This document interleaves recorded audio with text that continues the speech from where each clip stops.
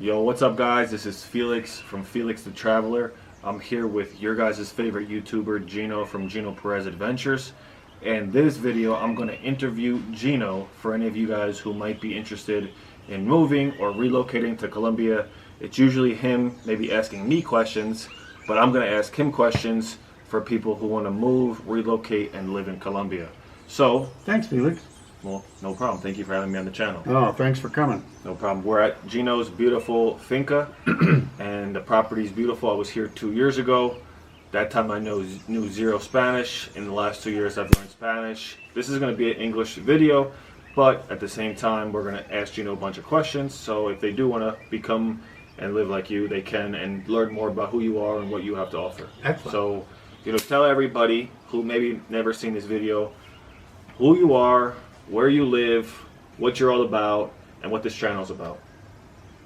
Well, I'm Geno Perez, and these are my adventures, and I live in a little valley about 20 minutes from San Gil, Santander, Colombia.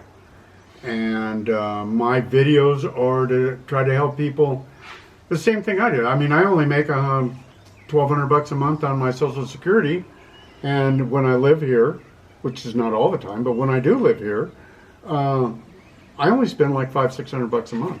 So it's real. It's affordable. It's affordable. It's safe. Yeah. It's nice.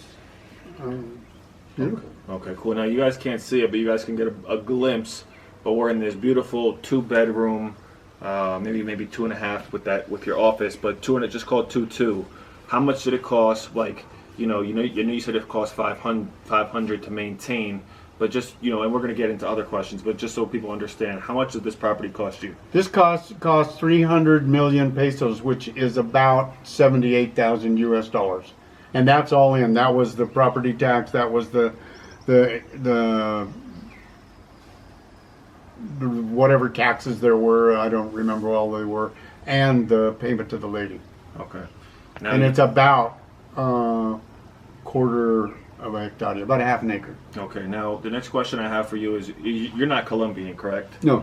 Okay, now what was the transition phase? Now you got like a routine, a lifestyle, a property, but when you first moved here, and I can relate myself. In the beginning, I was kind of living out of a suitcase. I had an apartment. It was a nice apartment, but it was in a noisy area. What did it look like to transition here, like transition your life here, and then what did you find to be some of the hardest parts? Well, it was kind of crazy because I always wanted to move to Puerto Rico, and I had a little farm in Tucumcari, New Mexico, and I met Maria, my wife, for 6 years on the internet, and she moved in with me in New Mexico, and we decided to move to Puerto Rico, and that lasted about 3 months. Puerto Rico, don't move to Puerto Rico, it really sucks. So I sold everything, we moved to Puerto Rico, and then we're just bouncing around. We had not a travel trailer, a RV, and we were bouncing around the United States, and we would come down here and go up there and come down here and go up there.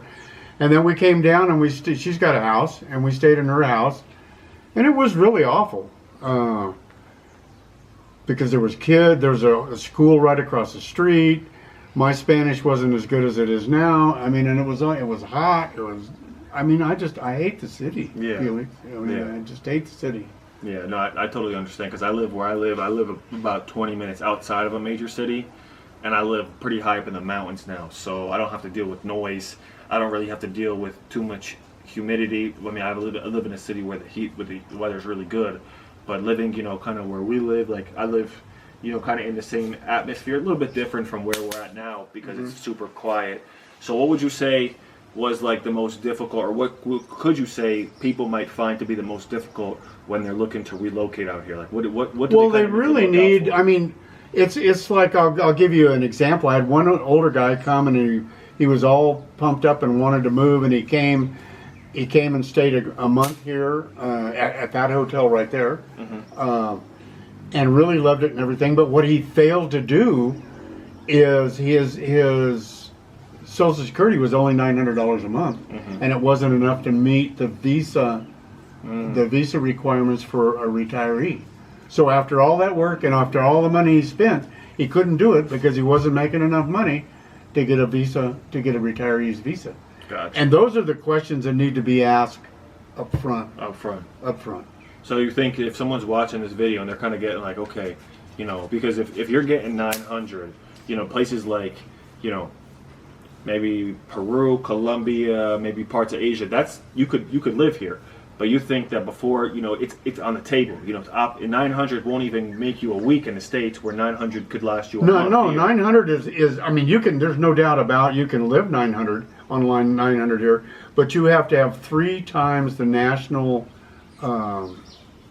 wages, and that's 1,300,000 pesos. So wherever the peso is today, he could probably wait around for another 6 months, and the exchange rate will be well enough that he could qualify.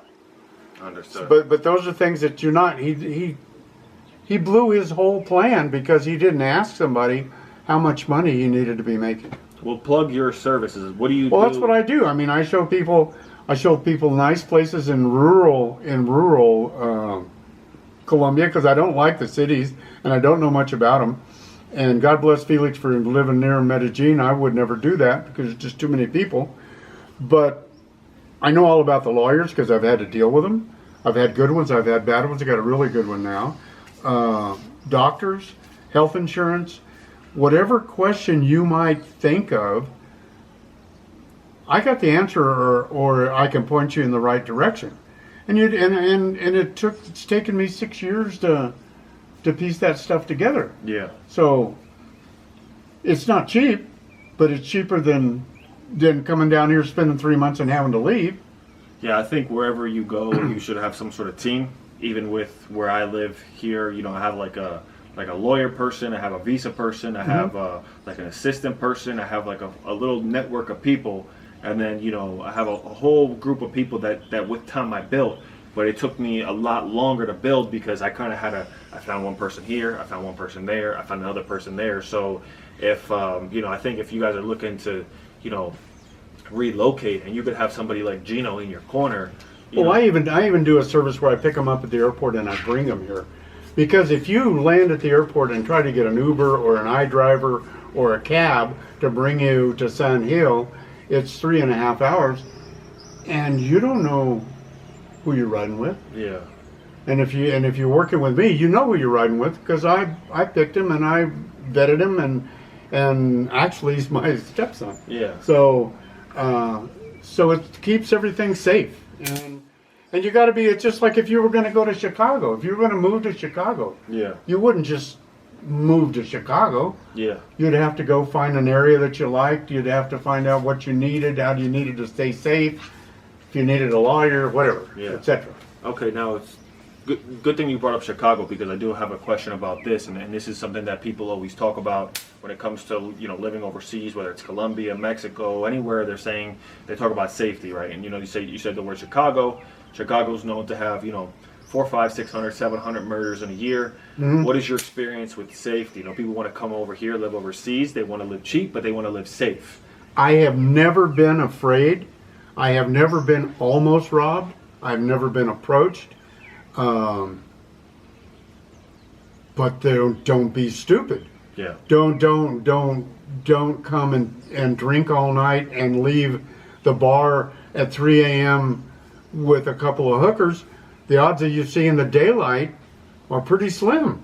But you do that in anywhere. You do that in LA, you do that in Chicago, you do it in Philadelphia, you do it in Miami. It's not going to have a good ending. Mm-hmm. So you just can't be stupid. Okay, and then we'll you know, you're kind of like giving me keywords and you're letting me spin off the next question, which Sure. I'm liking this. A guy comes here, maybe, I'm not sure what percentage of you, do you know what percentage of your audience is women versus men? Yeah, 97% men. Okay, so a guy come here, maybe we'll paint like a picture. Maybe he had a family in the States, he has grown kids, maybe he's 55, 60, and he's retired, his kids are grown, he's divorced, he wants to kind of, his life, he has his life established where he can move overseas and he's financially stable. He wants to meet somebody, he wants somebody to spend his life with. How does he do it about it the proper way, right? You have a good woman in your life, I have a good woman in my life. A lot of guys come here and they get finessed or played or drugged or robbed or killed. Well, it's doable. You just have to, it's just like anything. If you're internet dating in the United States, you know you got to be careful or you'll become a patsy. Yeah. You know, and just like you met your girl because somebody knew her and introduced them. Right. So you got to have some friends. And yes, you can get by with zero Spanish for a little while. Yeah. But if you are going to have a long-term thing, you'd better learn some Spanish. Yeah. And if you're so hard-headed you don't want to learn any Spanish and just stay in the expat groups, you're toast. Yeah. You might as well just stay in the States. Yeah. I know a guy actually out here. He lives in another city. He's been out here 7 years, and he doesn't know a single word of Spanish. And How does that work, I Felix? have no idea, honestly. Well, I think his lady speaks English. Well, okay. Well, that'll work. That's kind of how that works. But I think even then, and I think you should learn some sort of Spanish. Just because not even that even if your significant other speaks the same language as you, it's because people don't out here speak English. Maybe at least not more than 5%. If you get put in a situation, you want to be able to defend yourself. Sure. And if you can't defend yourself, you're hosed.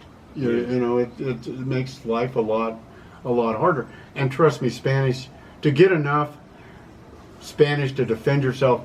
Felix knew zero Spanish 2 years ago, and now he converses quite well, has got a great relationship with his wife, and gets around and gets things done.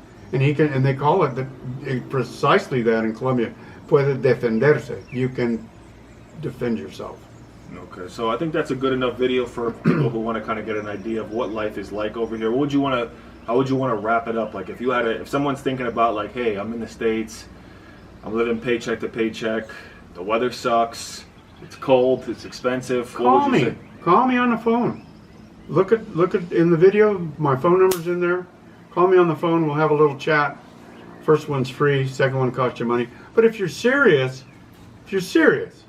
send me $50. I'll answer all the questions you want. Okay, and then do you ever plan to go back to the States? Well, I have to because my wife has a green card. But to live? No. It's better here. Life is good here. I'm an old guy. I'm 73 years old. When it gets really cold in New Mexico, I hurt. My elbows hurt. My knees hurt. My hips hurt. Everything hurts. You get up in the morning, everything hurts. Here, the coldest it gets is 65 degrees. A little humidity. It's a little cool. It's just, the food's good.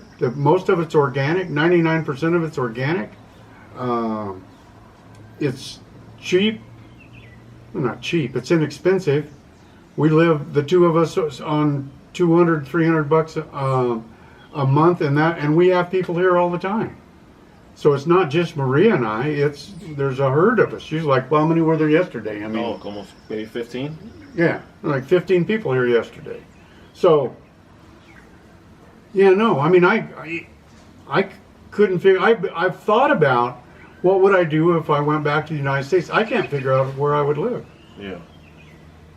Well, there you go. He's living like a king in paradise. I think the video should be good to go and wrap up here. Thank you for having me on. You your bet. channel. Thanks, Felix. Remember, today's the first day of the rest of your life.